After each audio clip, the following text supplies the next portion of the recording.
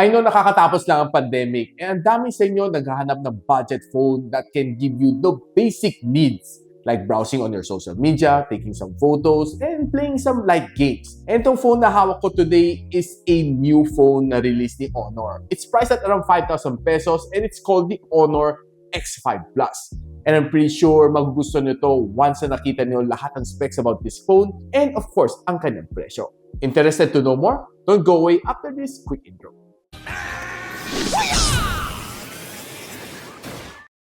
So hi guys, ako si Richmond ng Gadget Sidekick and welcome back to my channel. So this is the Honor X5 Plus.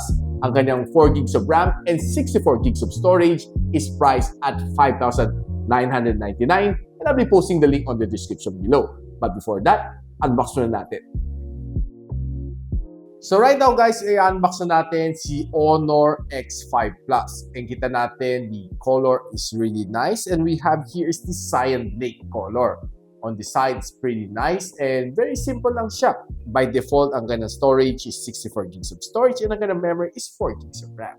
Ito na ang kanyang mga basic specs that you should expect. 5,200 mAh of battery, 50 MP ng camera, 90 Hz screen refresh rate, and up to 1 terabyte ang kanyang expansion. Now, further inside, there are some other stuffs. So, meron tayong user guide. Meron din tayong, of course, jelly case. Meron din tayong SIM ejector tool na gagamitin natin a little bit later. Then, of course, meron tayong Type-C cable and a 10 watts charger.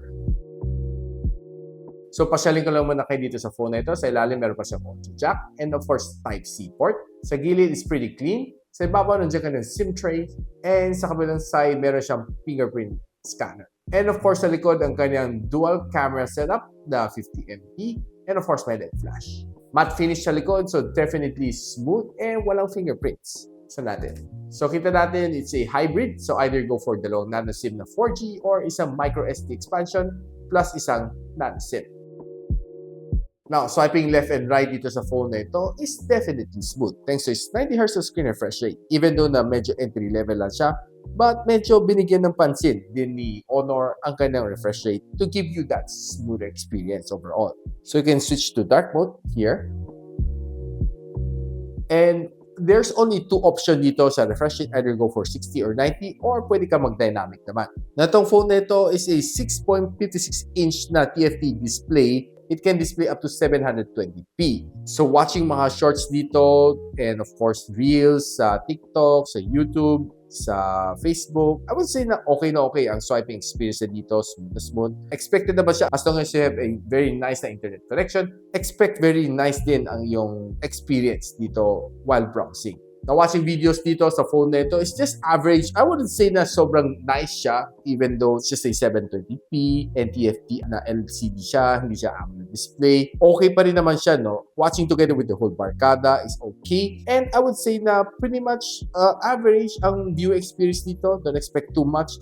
But if you want something better, you can always opt for higher models like the Honor 90 Lite, which is also budget-friendly at 13,999. But this one for me, if you are really tight on the budget, ang kanyang display is pretty much okay for me. Ito phone na ito is being packed together with a MediaTek na Helio G36. Ito ang score na nakuha na dito sa Antutu benchmark, which is not far from the Honor X6A. Ang ganang breakdown score is this one. And itong phone na ito is being powered by the Magic 7.1 inside Android version 13. Even that this is just a entry-level na smartphone, binigyan din ni Honor na pansin ang kanyang memory. So, giving it a 4 plus Honor RAM Turbo, not quite sure kung ilan ang inad na dito, to give you that extra boost when it comes to multitasking. Itong phone na ito is packed together with a 5,200 mAh of battery and it can support up to 10 watts na charging. Medyo slow lang siya. It nearly took me 3 hours to complete the full charging cycle from 10 to 100. And using itong phone na ito, quite okay naman, makulat naman siya. It could roughly last me 2 days on normal average usage. Now, trying to game dito sa phone na ito quickly on Call of Duty Mobile. Mababa lang settings na makukuha niya. And ang gameplay is just so-so. Don't expect too much. And pag sinet mo naman sa lowest graphical settings, kaya mo naman maglaro, though hindi lang ganun kaganda ang experience. Now, itong phone na ito has dual camera setup Sa likod, meron siya 50MP na main camera sensor plus 8 depth sensor. Wala siyang sinulat ko ilang MP. And ang kanyang harap is a 5MP na front-facing camera. Both of them can shoot up to 1080p and 30fps. And taking some samples naman along the way, nung nilabas ko sa outdoors, okay lang naman siya. I would say na it's more of yung pang daily shoot lang ng camera, hindi siya pang photography. And using the front-facing camera is also okay. Plain lang siya. I don't really expect it to be that outstanding ang kanyang front-facing camera because it's just a budget-friendly device.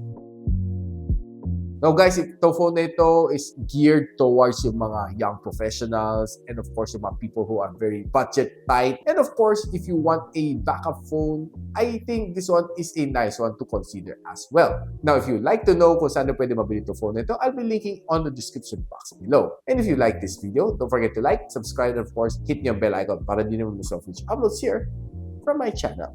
And so, ako para si Richmond and you're watching Gadget Sidekick. What's up? Like and subscribe to my channel. Don't forget to hit that notification bell. For one of my latest uploads, click the dito. And for one of my popular uploads, click here.